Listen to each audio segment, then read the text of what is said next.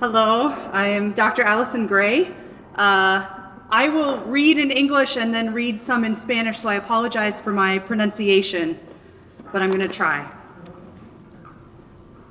Some of the most beloved images of Mary in Catholic tradition come from outside the biblical canon. They are part of a rich tradition of legend, interpretation, and experience inspired by Mary's story. Algunas de las imágenes más queridas de María en la tradición católica provienen fuera del canon bíblico. Son parte de una rica tradición de leyenda, interpretación y experiencia inspirada en la historia de María. The images come from storytellers, artists, and people like us who wanted to know more about who Mary was.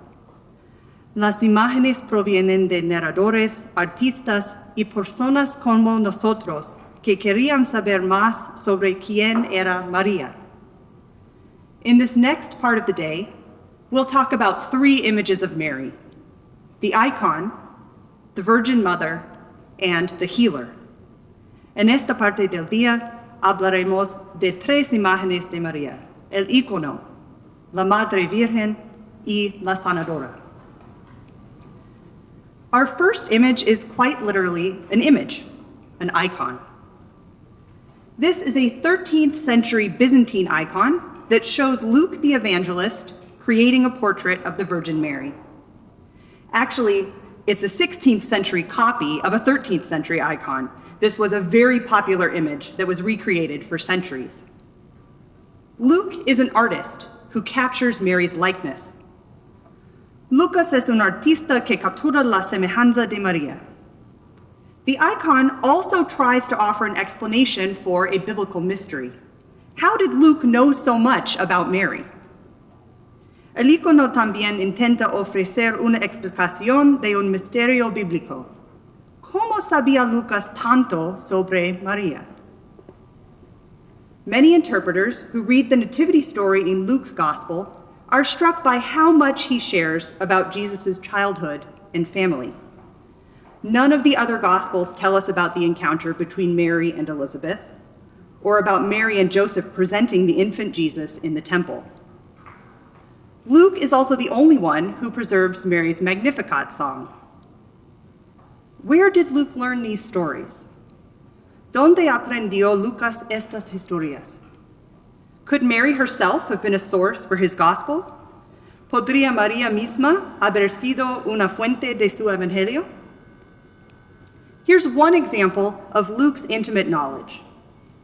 In the Nativity story, Luke chapter 2, verse 19, we hear that after the shepherds come to see the baby Jesus, and they talk about the angels who visited them on the hillside, Mary pondered these things in her heart. María meditó estas cosas en su corazón. It seems most likely that it is Mary herself who would have known about her own reaction, making her a likely source of the story. So, how did they meet? Chapter 19 of John's Gospel tells us that Jesus entrusted his mother to the care of John, the beloved disciple. On the cross, he says, "Woman, behold your son." En la cruz dice, "Mujer, aquí está tu hijo." And the narrator notes, from that hour, the disciple took her into his home. Desde esa hora, el discípulo la llevó a su casa. According to tradition, Mary traveled with John to his home in Ephesus, in modern-day Turkey. Luke, who was traveling with the letter writer Paul, could have met her there and interviewed her about Jesus' childhood. Back to the icon. When icon writers today start a piece, they pray, "O divine Lord of all that exists, you have illumined the apostle and evangelist Luke with your most holy spirit, thereby enabling him to represent the most holy mother, the one who held you in her arms. Oh divino Señor de todo lo que existe, has iluminado al apóstol y evangelista Lucas con tu Espíritu Santísimo, capacitándolo para representar a la Santísima Madre, aquella que te sostuvo en sus brazos. An icon is not just an image, like a painting. Instead, it is a text. Un ícono no es solo una imagen, como un cuadro. En cambio, es un texto. The artist who creates an icon writes the icon for others to read. Theologically speaking, an icon is a way to encounter the subject, to encounter the divine through your eyes. Luke gazes on Mary, then writes her story for future generations. As a literary artist, he turns the gospel into an icon. We who read Luke's words can encounter our mother and meditate on her journey. Los que leemos las palabras de Lucas podemos encontrarnos con nuestra madre y meditar en su camino. The 13th century image reminds us that we are closer to her than we might expect. Part 2, the proto-gospel.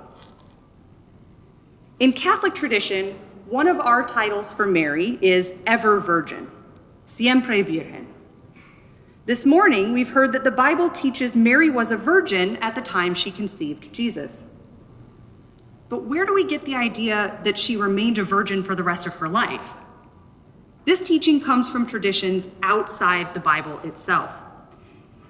Esta enseñanza proviene de tradiciones ajenas a la Biblia misma. One influential source is the Proto-Evangelium, or Proto-Gospel of James. It was written in the 2nd century and describes Mary's childhood, her marriage, and the birth of Jesus. It is a rich source. The text says that, like Jesus, Mary spent time during her childhood in the temple.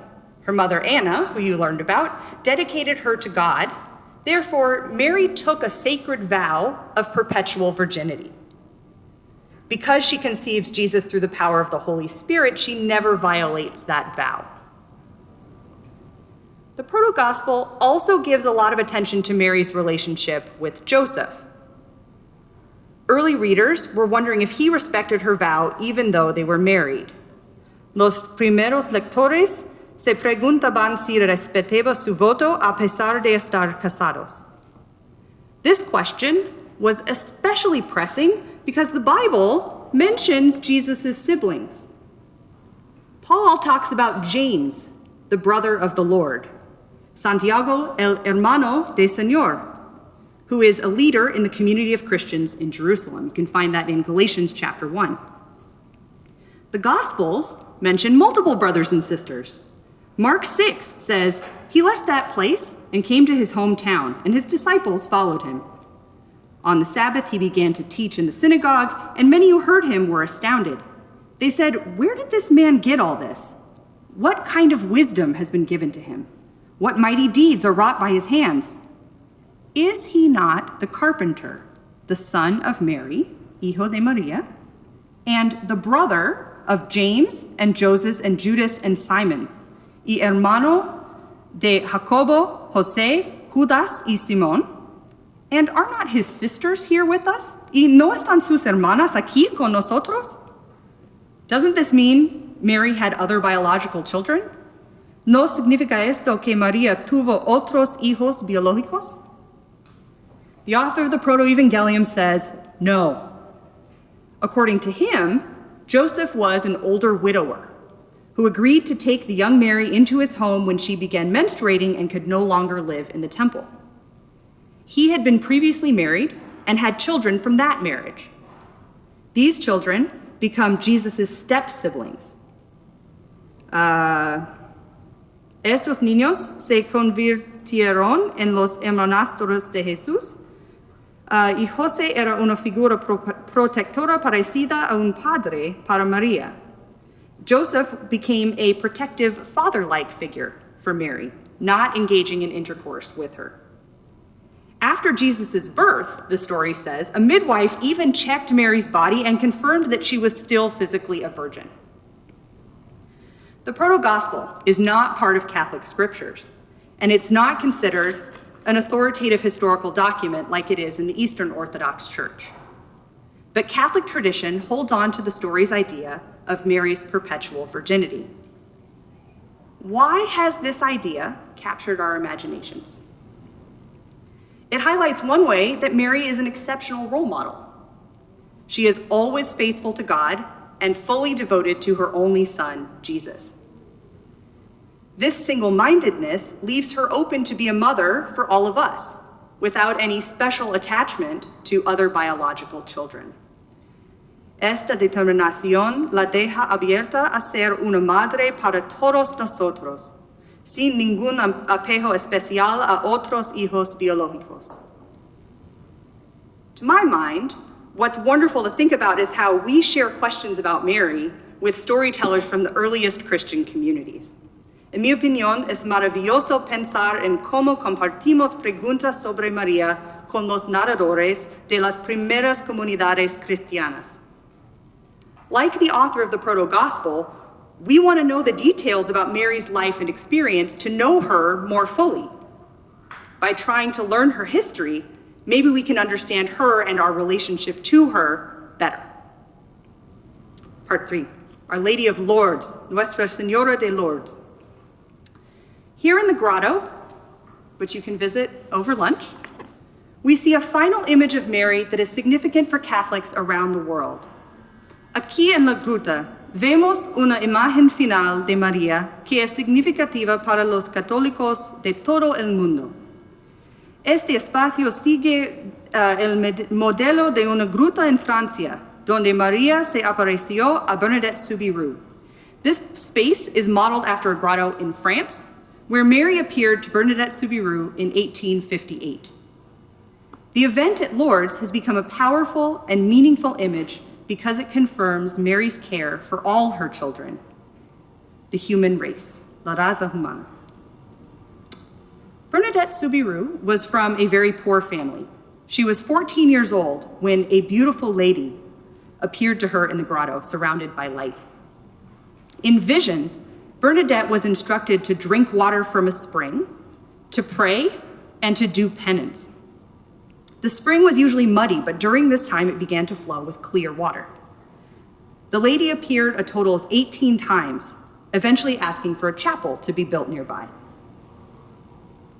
In her conversations with Bernadette, the lady confirmed a church teaching that had been proposed just a few years earlier. En sus conversaciones con Bernadette, la dama confirmó una enseñanza de la Iglesia que había sido propuesta solos unos años antes. She introduced herself as the Immaculate Conception. Se presentó como la Inmaculada Concepción. The Immaculate Conception teaches that Mary herself was born without original sin. Unlike all human beings since Adam and Eve, Mary was born in a sinless state. This made her uniquely able to bear Jesus, also born without sin, in her womb.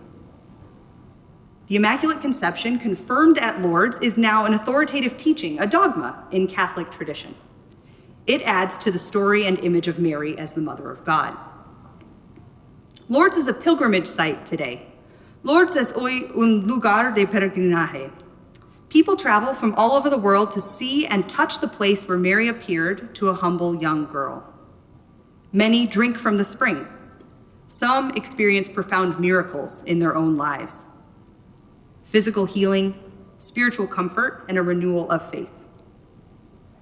This place reminds us that no matter who we are, our own stories can intertwine with the ongoing story of Mary's discipleship. Like her, we can faithfully bring healing and comfort to one another. As we gather in this San Antonio grotto today to tell Mary's story, how will you carry her image out into your own life? So that's one of my questions for you. There are other questions on page 15 in the handout in Página 15 for reflection. All of these stories of Mary add to the portrait in the Bible itself. What connections do we see between the biblical Mary and the icon, the Proto-Gospel, or Lourdes? Todas estas historias de María se suman al retrato en la Biblia misma. ¿Qué conexiones vemos entre la María bíblica y el Ícono, el Proto-Evangelio, o Lourdes? And what are some of the images or stories that help you feel most connected to Mary? Why are they meaningful to you? ¿Cuáles son algunas de las imágenes o historias que te ayudan a sentirte más conectado con María? ¿Por qué son importantes para ti? Thank you.